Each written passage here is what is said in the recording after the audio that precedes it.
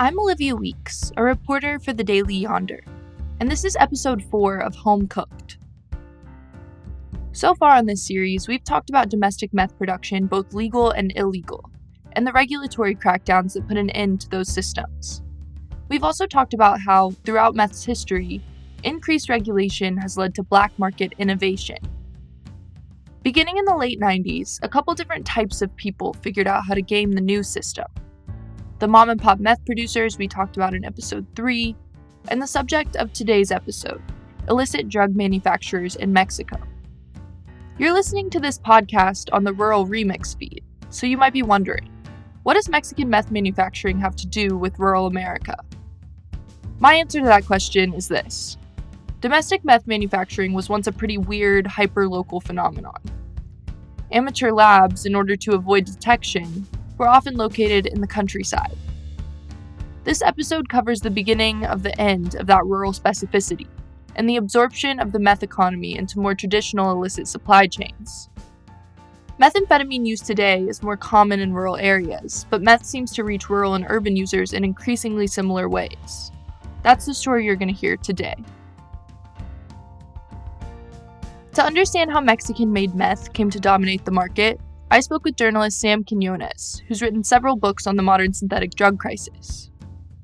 You already heard the first section of our conversation in episode 2, but I think it's an important refresher on the origins of imported meth. Beginning in the late 80s and into the early 90s, Mexican traffickers, principally from the state of Michoacan, discovered that they could make methamphetamine, and they could make it with a chemical known as ephedrine, which is, of course, a decongestant. They figured out that this way of making methamphetamine was relatively easy. They industrialized it, and with that, they outcompeted the only other producers of methamphetamine in the Mexico-United States area, which were biker gangs, Hells Angels, and other gangs like that, who knew how to make methamphetamine but were very inefficient in making it.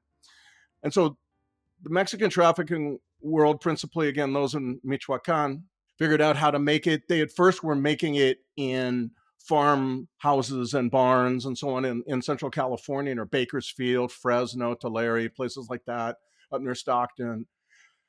But in time, law enforcement, state and federal law enforcement, figured this out and began to attack them and attack the glassware that they would buy to cook the stuff and so on. And they began to really make some big arrests. And so through the 90s, gradually, the methamphetamine industry moved out of California and south to Mexico. I want to hold on this part of the story for a second because I think it's pretty widely misunderstood. Some amount of meth destined for U.S. drug markets has been produced in Mexico since the 90s.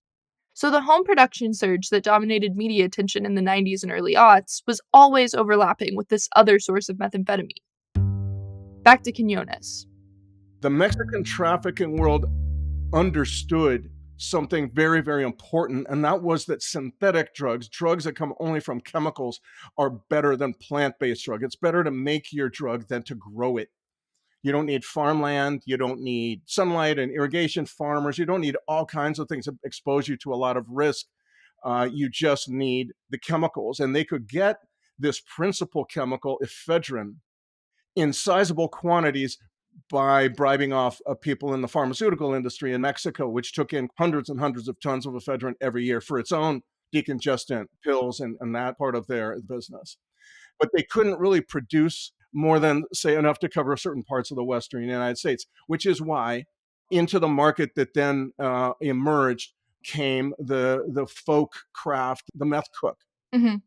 Much of the rest of the country was making methamphetamine in really small quantities, an ounce, a few grams at a time, usually getting Sudafed pills and distilling out the ephedrine.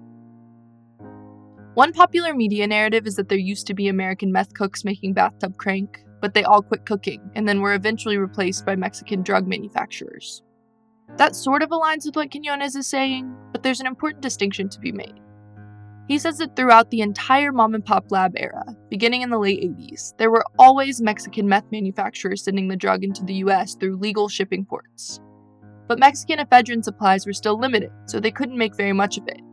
At least, nothing in comparison to today.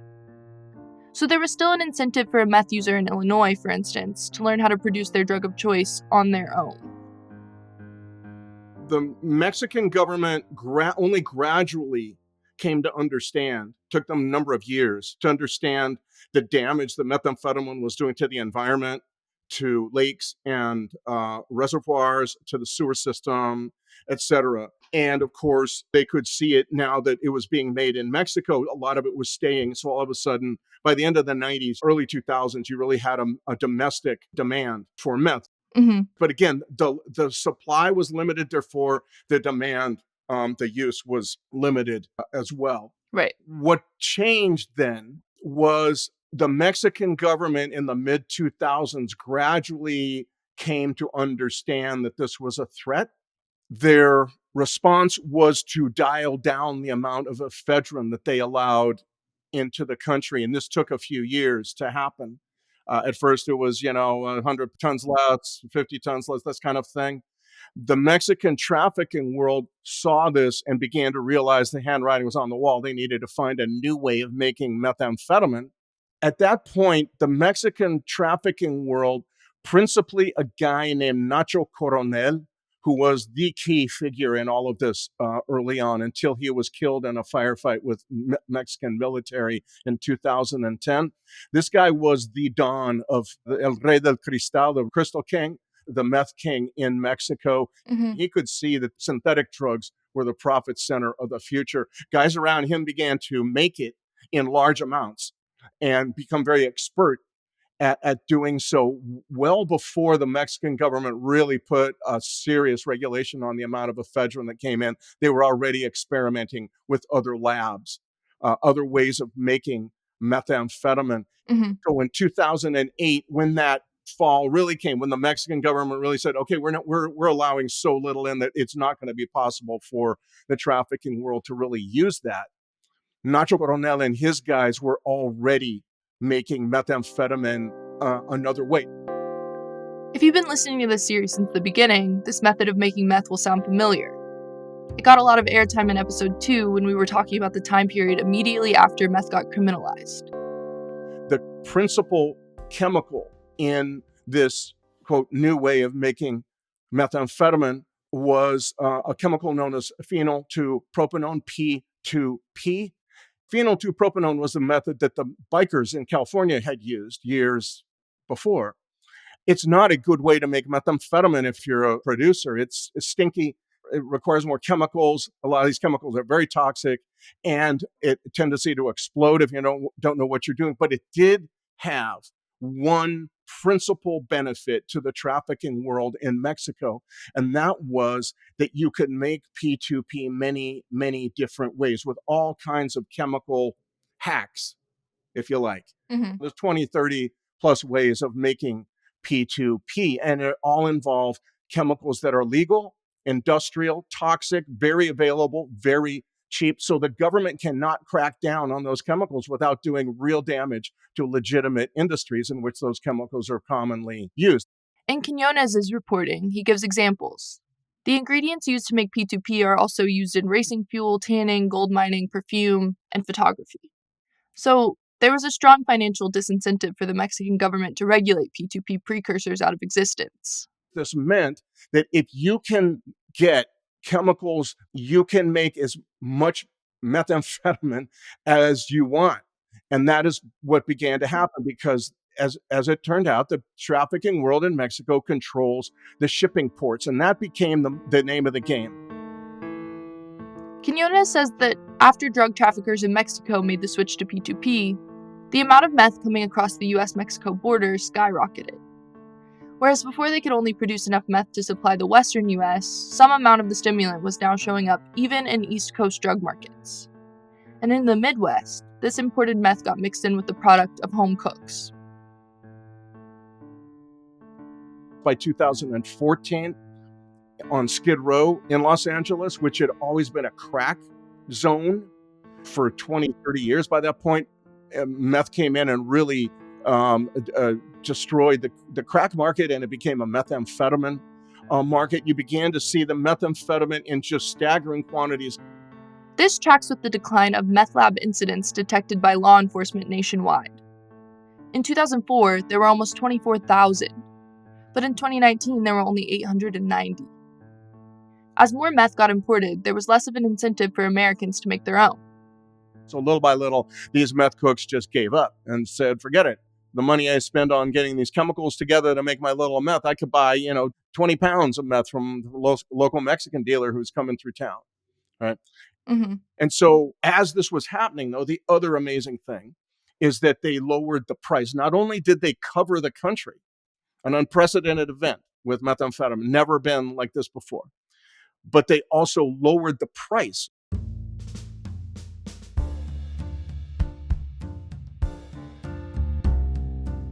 I spoke with Tim Rubel from Springfield, Missouri.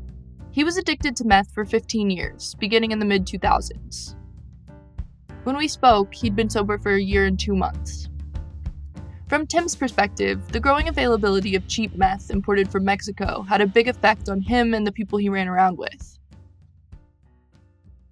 When you were selling, did you know the people who were making it, or was it more like coming down a longer pipeline? I wasn't in the game whenever they were like actually cooking it. Mm-hmm. The ice that come after all that was what I was selling. What's your understanding of how it got to your area for you to sell it? Basically coming from like Mexico. Sometimes it comes straight from Mexico to us there. Like by the mail? No. I was never that crazy. Yeah. I knew anything coming through the mail, somebody was going to end up getting in trouble eventually. So ours was always driven up by car or something. So you started selling before you started using? Yeah.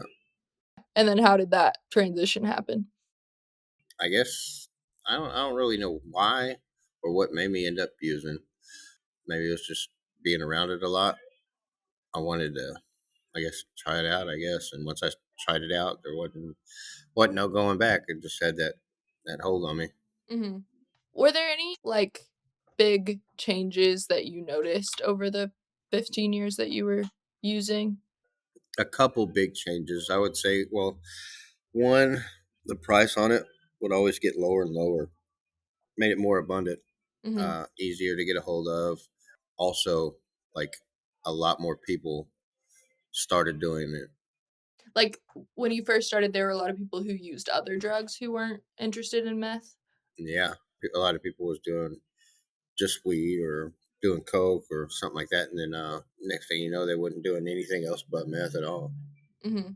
And would you attribute that just to the price getting lower and That, and then other drugs not really being around. Either that, or it could have been the opposite of that. It could have been the other type of drugs wasn't around as much because people wasn't doing them as much. One of the two. Mm-hmm. Right.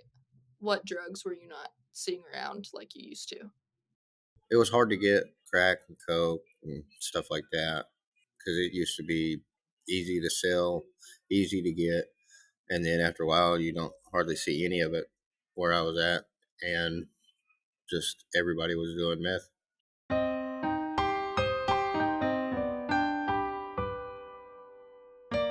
Quinones attributes that expansion in the meth supply to the advantages of using the precursor chemical P2P. So what you began to see is this staggering expansion of methamphetamine. It's coming into the country at the most potent levels we've ever seen in the history of methamphetamine. The DEA tests are showing the stuff that they're seizing is 97, 98, 99% methamphetamine. Before, in the ephedrine years, it used to be 50% methamphetamine, 50% some other gunk, that was really kind of cheap, Mm-hmm. a filler of some kind, dilutant. And what happens is the supply is so large and so unrelenting. This is not a wave of methamphetamine. This is a very, very new high tide. So the Mexican traffickers are not cutting it, and the dealers on the street are not cutting it. So, eventually, Mexican drug trafficking organizations are producing more and pure methamphetamine than ever before, and a lot of Americans are getting hooked on it. But the story doesn't end there. Quinones says that the system of meth production that developed in Mexico beginning in the mid 2000s is, in some ways, responsible for the amount of fentanyl available on American streets today. Methamphetamine taught the Mexican trafficking world that it was better to make your drugs than to grow it. This is where they learned that crucial lesson. And we are now fully in the synthetic era of drugs in America, not because of any demand we have here, but because of changes down in Mexico. Synthetic drugs are so much less risky, so much quicker and easier to make, and so much more profitable, easier to smuggle by and large most of the time than plant based. In the middle of our opioid epidemic, as Mexican traffickers also began to provide heroin to the market that had been created by the vast supplies of opioid painkillers prescribed by doctors and promoted by drug companies in this country, they began to realize that there was such a thing as what they first called synthetic form of heroina sintética, which one chemist, underground chemist, clued them into. The Mexican guy who lives most of his life in San Diego learns there, in ways I still don't understand, how to make fentanyl, makes it poorly, gets arrested, does 15 years in prison. And while he's in federal prison in the United States, he learns how to make it better. He gets deported. Once he's deported in 2004, he is contacted by an arm of the Sinaloa drug cartel that wants him to make ephedrine because they realize that they are running out of supplies of ephedrine. He says, okay, that's going to take a lot of, glassware. They buy him all the very nicest glassware, and they set up a lab that looks very much like a legitimate chemical laboratory, except for that he decides, you know what? I know better than these guys. I'm going to make fentanyl. And he does. And they get mad when they find out, hey, we want you to make ephedrine. We're paying you a lot of money. He sits them down and says, no, you don't understand. This is the most profitable drug you will ever encounter.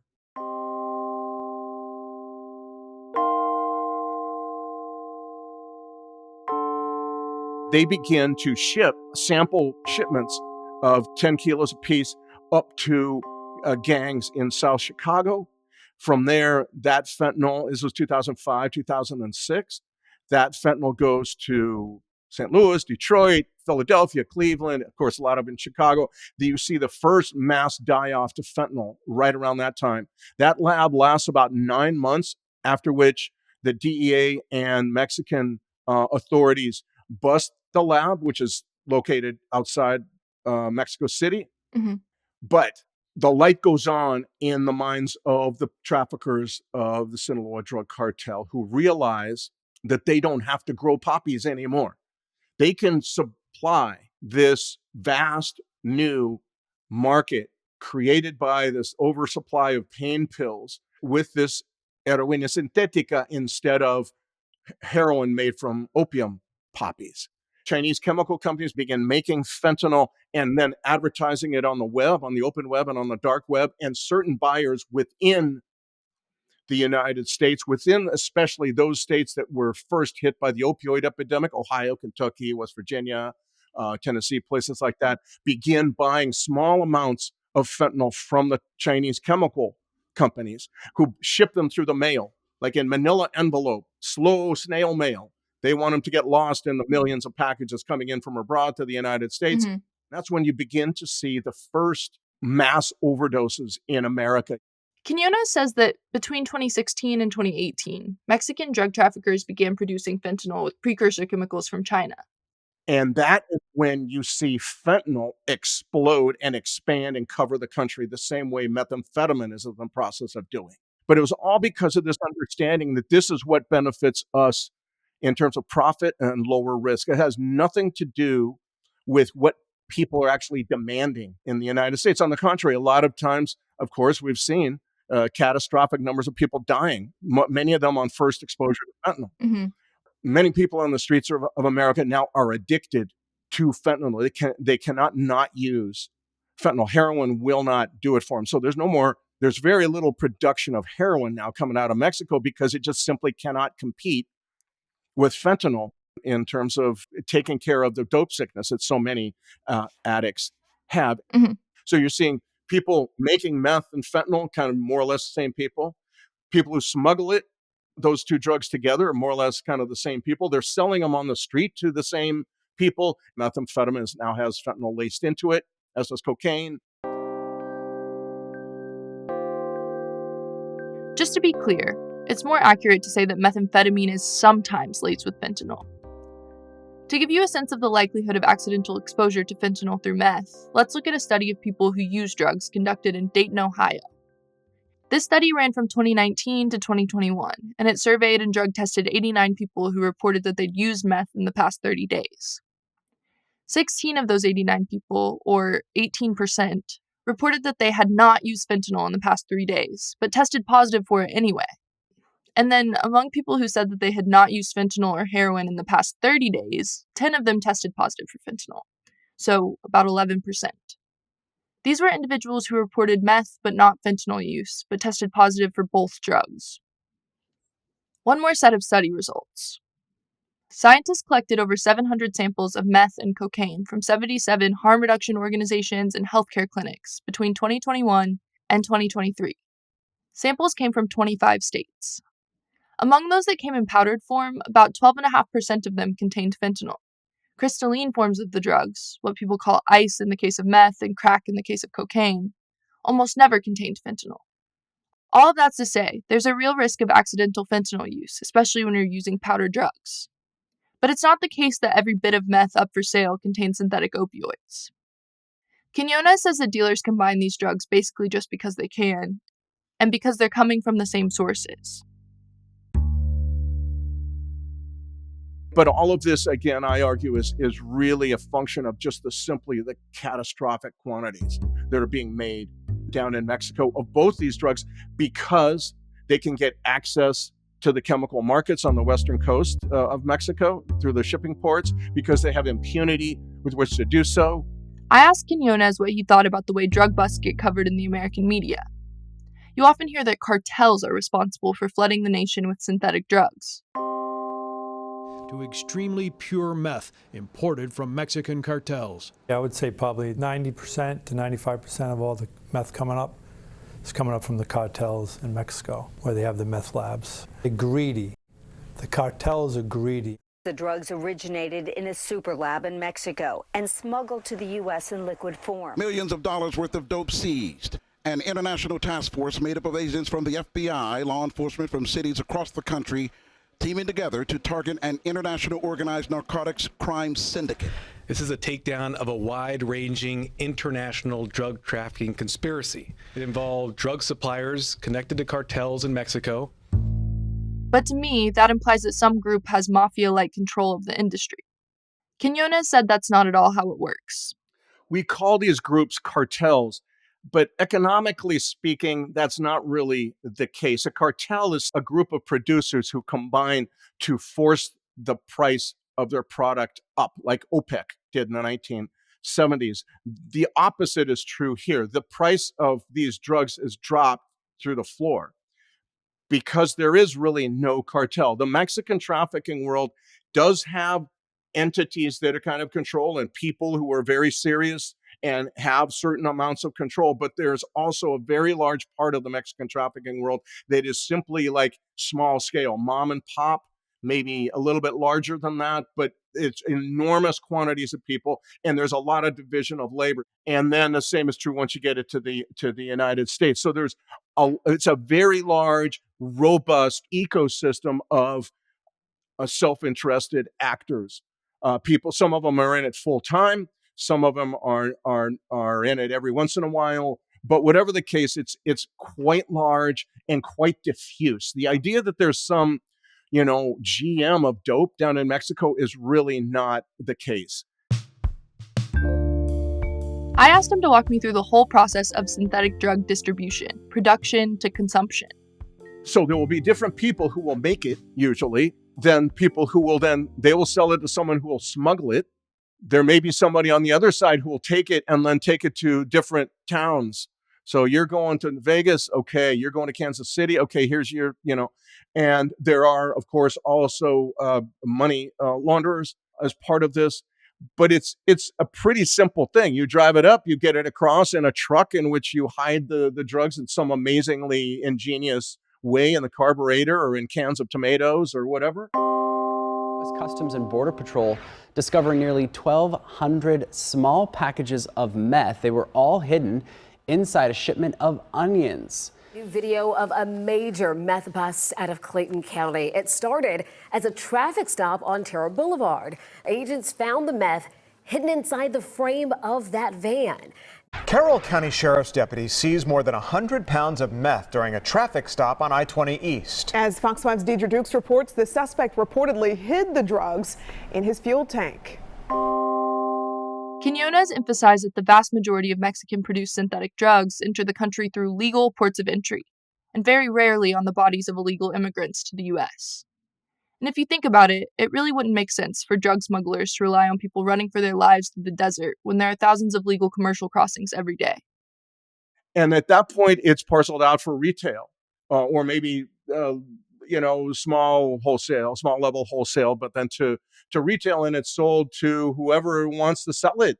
The folks in Louisville had lines out the door of cars at this one car lot where people would line up every time a shipment came in, and guys from all over the counties near Louisville would come in and buy, and then take it back to their county and parcel that out.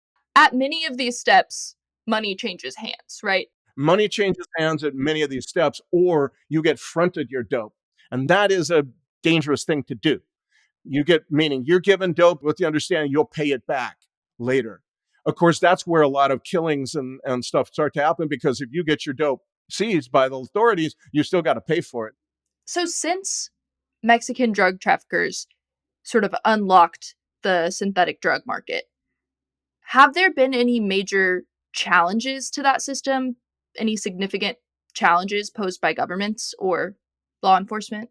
Well, the Mexican government has shown itself completely unwilling to do any of this. I would say that a lot of this was really ramping up, certainly 2013, 14, 15. By 2018, new president in Mexico, Andrés Manuel López Obrador, who longtime politico in Mexico, who has shown himself completely unwilling in the 6 years almost that he's been in office to do anything about this, to deal with this in any serious way. On the contrary, he's constantly blaming, saying we don't have a fentanyl problem in the United States, which is a complete nonsense, I have to say. Every time there's supply, that will create demand. Mm-hmm. I would say that the last two administrations in the United States have basically ignored this problem. I don't think the Trump administration did much at all about methamphetamine or fentanyl, and the Biden administration has not either. Both of them are dependent on Andrés Manuel López Obrador to keep immigration kind of less than it was. The Biden administration doesn't seem to be doing that too well. Now, there are behind the scene discussions. I know, and I certainly hope they continue. I hope they are robust, as the people have called them. I certainly hope so, because this is a national scourge, and it is killing people right and left unnecessarily. This is not a demand-driven problem. This is driven by the ghastly supplies that are coming in from Mexico.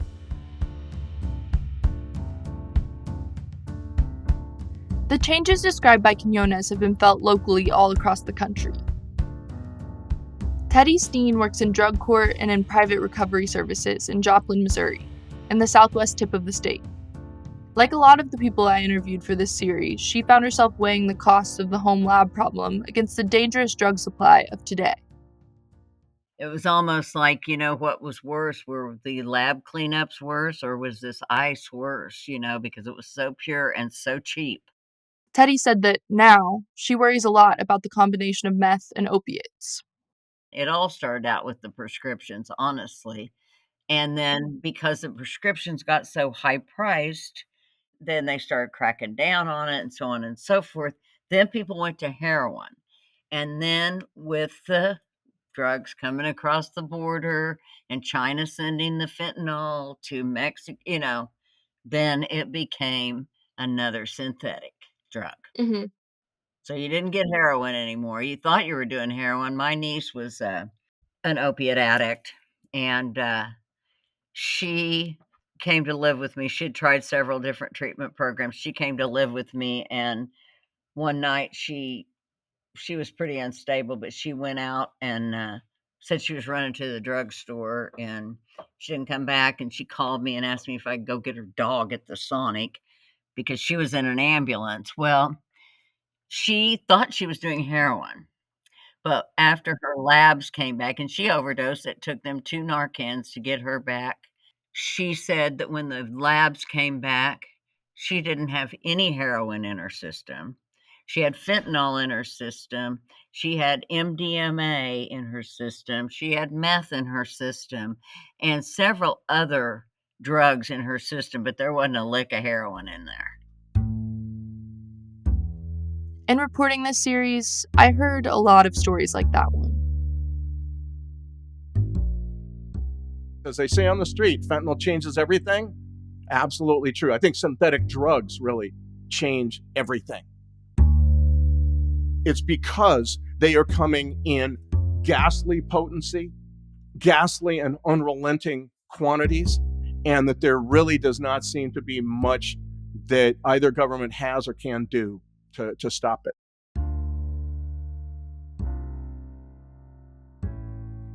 In the final episode of Home Cooked, we're going to talk to people navigating the world that fentanyl and the age of synthetic drugs more broadly has created.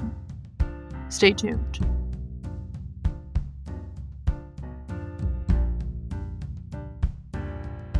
Home Cooked, a 50-year history of meth in America, is a production of Rural Remix. Original music was composed by Quincy Ponvere and Leo Pozell. This series was written and produced by Olivia Weeks, and edited and produced by Susanna Brown. Assistant producers are Anya Slepian and Bea Portella. Executive producer is Joel Cohen. Thank you to the staff of the Daily Yonder and the Rural Assembly.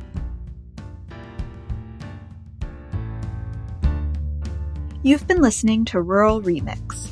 Check out our feed for more podcasts highlighting deeper, richer stories about life in rural places.